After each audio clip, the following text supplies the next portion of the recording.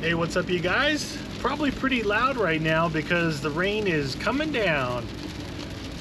Last few days we've had mini monsoons hit late in the afternoon, like after 3 o'clock. Right now it's almost 4 o'clock. So I'm out. Oh, how plans have changed over your weekends. You get all these great ideas of what you want to do. So I had plans this weekend to, go out and do some adventuring around, little off-roading. And last weekend on Sunday, I actually found that one of the bumper, if you guys remember the bumper on this Land Cruiser 80 series, it was the stock bumper, and it had been, run into a couple of things. It had been bent in and then bent back out. And then when I lifted it, I went ahead and took off the little side caps just because they were kind of in my way. So it didn't have any side caps on. It just looked like a really terrible bumper sitting on there. And I had in mind what bumper I wanted. I wanted an aftermarket off-road bumper with winch capabilities. One from Slee Off-Road in Colorado. And it's the type of thing where they're never in stock. You gotta order them and then wait for them to come in, and then they ship them out to you. But oddly enough, I don't know if somebody canceled their order or what the deal was, but last weekend, just a Sunday night, I was checking the website and there was one in stock. So I went ahead and ordered it. And this is the crazy thing. A bumper ships freight, and it's usually, like when I got the one for the Lexus, it came out of Oregon, and man, it took, first off, they said it was in stock and it wasn't. And then second off, it took like a month to get it, and then 2 or 3 weeks to ship it. It was kind of a nightmare. Really put me off to the whole idea of ordering a bumper and having it shipped to you. So this one I ordered on Sunday night. I rechecked the website, it immediately said it was out of stock. So their website is really good. It's really accurate, updates instantly, which is good. You know that what you just ordered is actually in stock. Monday, I get an email from them saying they're shipping it out. Thursday midday, it was at my house. And it was like boxed perfectly. Like they have this way, they know exactly how to put it in there. They used some of that expanding foam. It was a really nice experience, I can tell you that. I was pleasantly surprised by all that. The rain is super cold. Woo, chilly. So anyway, I got a bumper. I put it on Thursday night after work. And then that night I'm thinking, hey, I should go see if I can get a winch and just get it all done at the same time. So Friday morning I went and got a winch. I was able to pull the bumper just partially back off and drop the winch in. And this is what it looks like.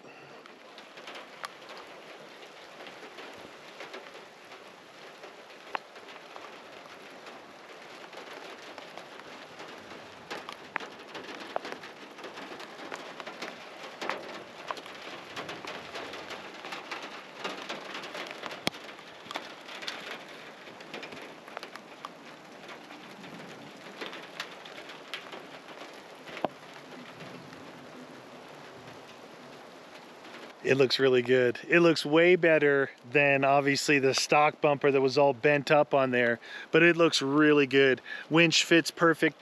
I've actually got places for 4 lights. I've got 2 Baja Design work area lights on there. What I'm gonna do is use those as running lights. I really like the amber running lights. They're on the Lexus. You can see it really far, and it doesn't like blind people. Like, I don't know, they just work really good. So in order to do this, because it's been raining like this off and on, I would just back the car up a little bit so I could work in the garage, and the butt of the Land Cruiser would stick out. So I would start it, back it up, shut it off.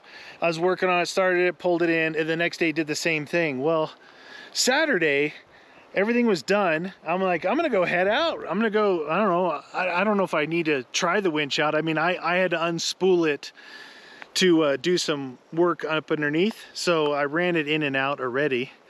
But Saturday I come out to the garage, loaded, I had a bunch of steel that I was gonna take to the recycler. So in working on vehicles, I had like old radius arms, I had old tie rods, I had some old stuff from an old bed, just, you know, a bunch of metal I needed to go take to the recycler. So I loaded up the back of the 80. Now without the seats in there, I was able to put, you know, longer stuff in. I loaded, this rain, it's raining pretty good. I loaded it up, I start it, and I'm not gonna even try and like imitate the noise it made. It made this god-awful sound like the engine was about to drop out of the car. Bearings, rods, lifters, whatever. I immediately turned it off, like, what the heck? Like, that was the weirdest sound. I've never heard this car, you know, have an issue. So I went to try it again, and then the starter made a funny noise, almost like it was having a hard time turning the engine over, like the pistons were seized. And I immediately turned it back off, and I was told the look on my face was like my dog just died. Like, I'm sitting in the car, in the garage, just, I was dumbfounded. One reason is, look, out of all the vehicles I have, this is my favorite because it has like the most character. Like, when you drive it, you got to drive it, right? It's just there's a bunch of character. It feels like it's something, like almost like a living, you know, object. So that's one thing. It's my favorite vehicle out of all the ones I have. But two, I just put on a winch. I just put on a bumper. You know, I've invested in a lift that I put on. I've invested in that roof rack, the awning, all this stuff, right? So you buy all this stuff and you put it on an old vehicle with high mileage. So this one's got 260,000 miles. It's a 97. But it's, like I said, it's my favorite thing. It's what I want to use a lot of. But in the back of your mind, you're like, you're putting money on something that is specific to this. This bumper only fits this car. It's not like, well, if it broke, I could go put it on the 100 series or the 60 or whatever, you know. It's specific for this. Roof rack, a little bit different. But you get my point. All this is going through my mind. And apparently the look on my face is like, she thought I was going to cry or something. I was upset, I was baffled, I was mad. So now I need to figure out what to do. This isn't something you can go look on the internet and say, oh, this warning light came on, or this is made. You got to figure it out yourself. There's just no way around it. So I sat down, I got out of the car, I unloaded all the steel out of the back of this. And I actually put it in the 100 series, which it barely fit. And, you know, some of it was greasy. It's just, whatever. I'm really brewing, you know, because I had to take this out. So I'm like, you know, it sounds like I double checked the oil, right? Because this does burn oil. These it burns oil. You know, I might have to add a half a quart once, depending on how much I drive, say once every 2 months, something like that. It's not that big of a deal. And it's not it is leaking a little bit in one spot. It could be the rear main, but it's not that big deal. It burns it, right? It burns it off. So I'm thinking, well, maybe I'm low on oil. I checked it, I wasn't, but I did add a half a quart. Then all of a sudden, I started it again, and I see really high oil pressure. Like, so in all my Toyotas that I have, they're very strange to me. The oil pressure runs pretty low on the factory gauges. You know, like if this is middle, right, and this is top, they run like this toward the bottom. Even the 100 series. Now the Lexus doesn't show an oil gauge, but it's the same engine as the 100, so I imagine it's the same thing. So long story long, I'm like, okay, the only thing I can think of and the quickest solution I can try myself right now is that it plugged the oil filter. Now I've never had an oil filter get plugged before, and I've had some old crappy vehicles. I had a Volkswagen Bug. I had to change the oil in it every other month because so much leaked out and I didn't know what I was adding, and I changed it all the time. So I've never had an oil filter get clogged up, but the high oil pressure and this, it's what I was thinking. So I'm like, I could see it wasn't a factory oil filter. I called Toyota, they had them in stock. So on my way to the recycling place, there was a Napa on the way. So I went and got oil from Napa, The oil that it asks for, not something I'm trying to do or what the internet says, because the internet changes everything. This truck, they said, in the climate that I'm in right now, 10W30. That's what it says, non-synthetic, right? Dinosaur oil. So I went and got 2 big jugs of that, 10 quarts, dumped the stuff, went over to Toyota, got 2 oil filters, because apparently the oil filter also works on the 100 series, which is a completely different engine, which is weird, right? This is an old straight 6, that's a V8. So drain the oil in the garage, pulled the filter, put the filter on, made sure all the oil was out, put it in, waited, checked it. The thing about these oil filters, they're very small. They're small oil filters. They're about this long, you know, and they're really small. I think they hold, because it was saying the difference between whether the oil filter is filled or not. It was like 6.8 quarts versus 7.2 quarts. That's the difference, right? Half a quart maybe in the oil filter. Started it up, no noise. But the oil pressure was a little bit higher than normal. I'm like, well, that could contribute with the oil I'm running now versus what was in it. Look, when I bought this thing, the people that I bought it from said they had just changed all the fluids. They put in a new radiator. So I didn't change the oil. When I got the Lexus, I changed everything.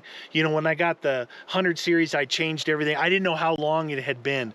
But on this, I don't know why. I mean, I did the front axle because it was leaking. It was empty. I did the front axle 3 times, and now I've done the engine oil. I probably should get on the tranny and transfer case and the rear axle. So it was higher oil pressure, no noise. The noise was gone.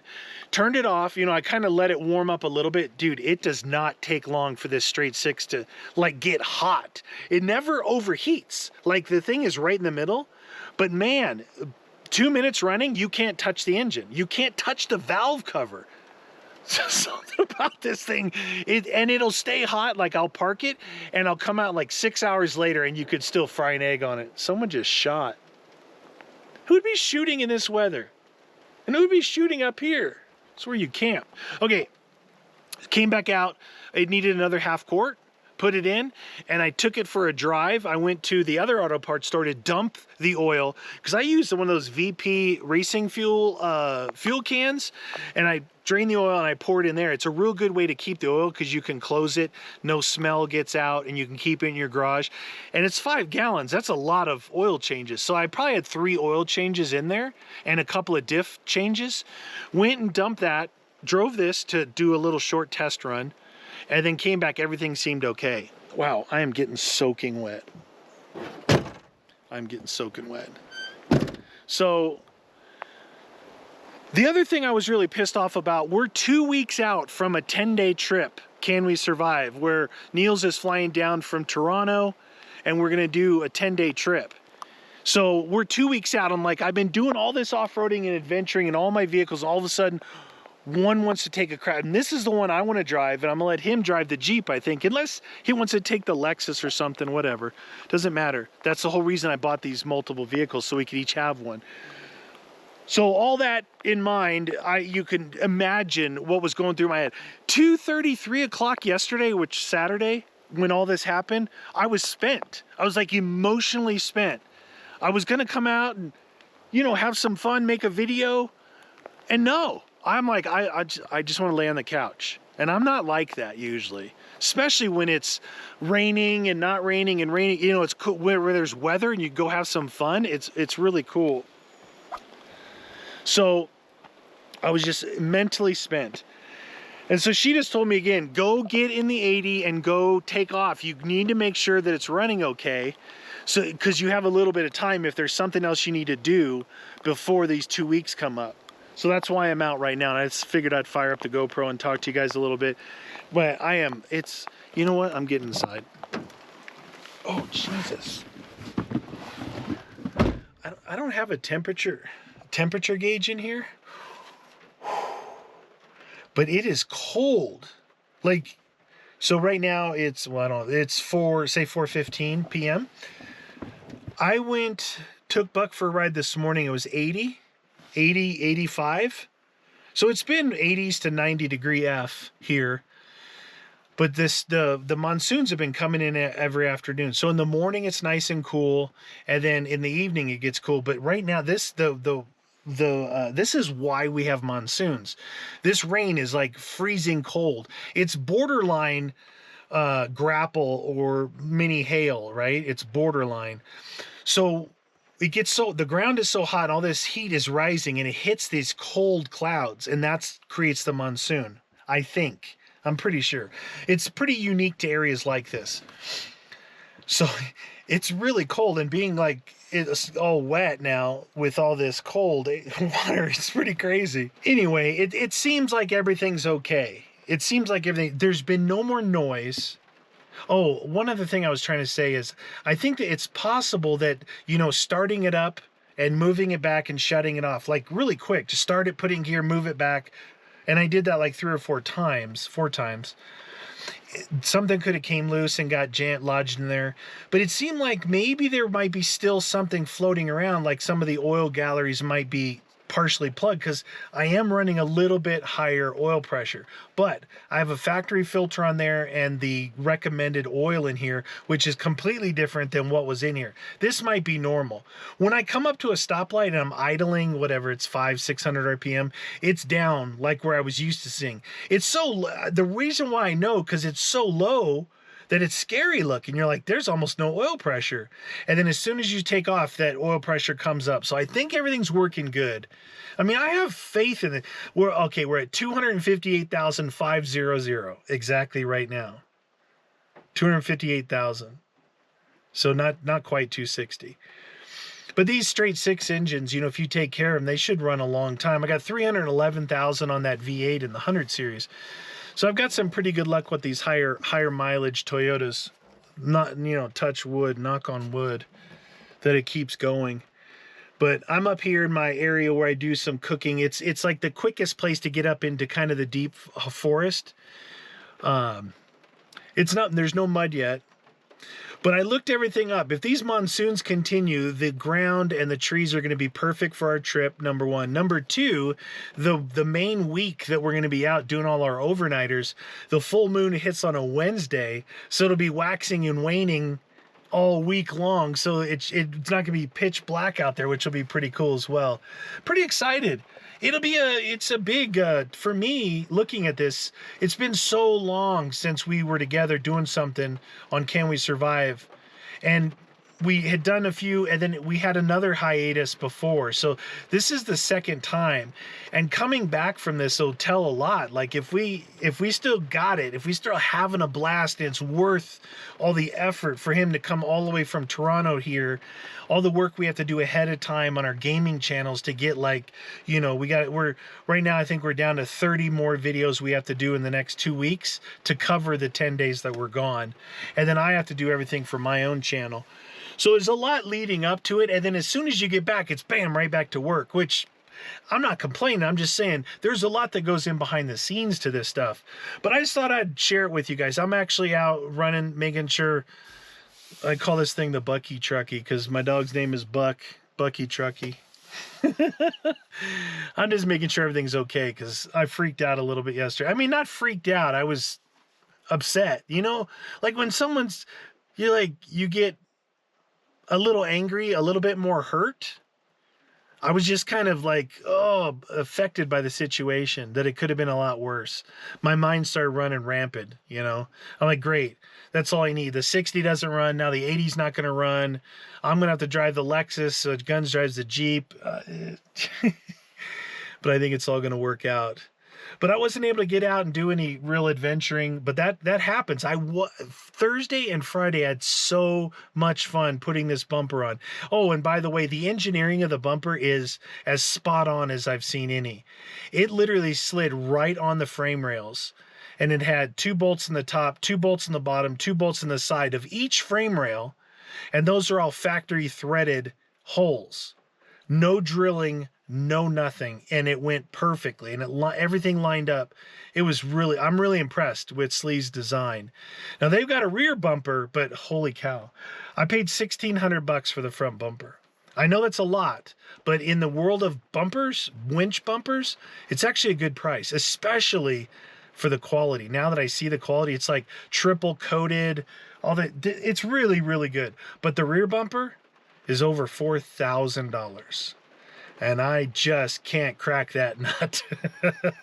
I think the spare is going to have to stay underneath. All right, you guys, it's going to come down worse. It looks like worse clouds are coming in. So I'm going to go ahead and get out of here. Maybe drive around the streets a little bit just to make sure everything's okay. It seems like everything's good to go. But I hope you guys enjoyed it. I like sharing things. I hope I conveyed like the feeling I was having. You know, if you could just imagine something that you love so much, and everything on this car, I've done it all myself. I reupholstered these seats. I did the whole lift in that garage over 2 weekends. You know, everything about this car, I've done every single thing myself. That's what I really love about it. It's just old enough to where you can do all that, but it's not so old that it's like, you know, really you're worried about its reliability or something breaking or its capabilities. All right, that's it for me, you guys. Thanks for sticking around. If you made it to the end, appreciate it. We'll see you guys in the next video.